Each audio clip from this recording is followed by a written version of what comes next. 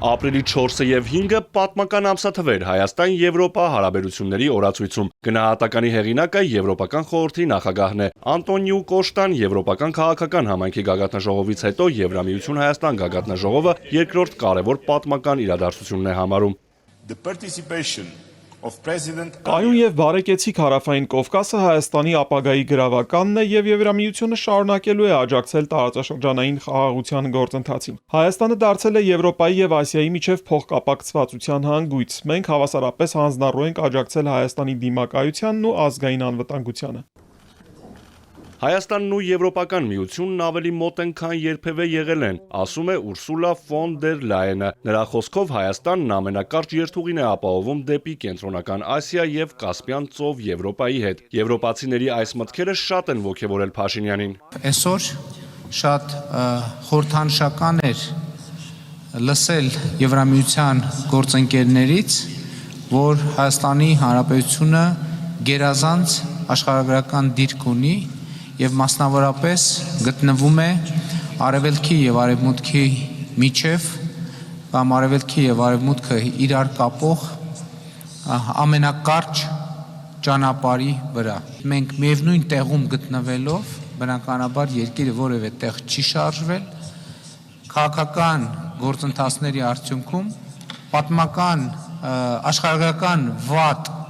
եւ երբեմն նույն սարսափելի դիրքից անցում ենք կատարում դեպի աշխարհագրական գերազանց դիրք։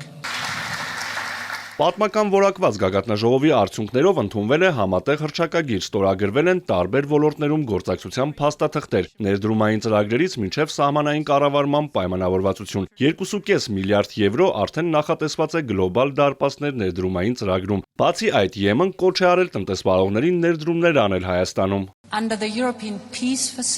Եվրոպական խաղաղության գործիքի շրջանակում մենք սատարում ենք Հայաստանի զինուժին, բայց Հայաստանի Հանրապետությունը նաև պետք է դիմակայի հիբրիդային միջամտություններին, ինֆորմացիոն դաշտի մանիպուլյացիաներին։ Եվրոպական մեր գործընկերությունը նպաստելու է դիմակայել հիբրիդային սպառնալիքներին եւ ապատեղեկատվության դեմ պայքարին։ ԵՄ-ն նաև Հայաստանում կուտակիչ կայանները զարգացնելու պատրաստակամություն է հայտնել։ Էներգետիկ ոլորտում շատ լուրջ համատեղ նախագծեր եւ ծրագրեր ունենք, ասում է Փաշինյանը։ Հայաստանի Հանրապետությունը պատմականորեն համարվել է էներգետիկ ռեսուրսների տեսակետից սահմանափակ, այսինքն էներգետիկ ռեսուրսներ չունեցող երկիր եւ այդ առումով բնականաբար դասվել է էներգետիկ կախյալ երկրների շարքը։ Բայց նոր ժամանակներում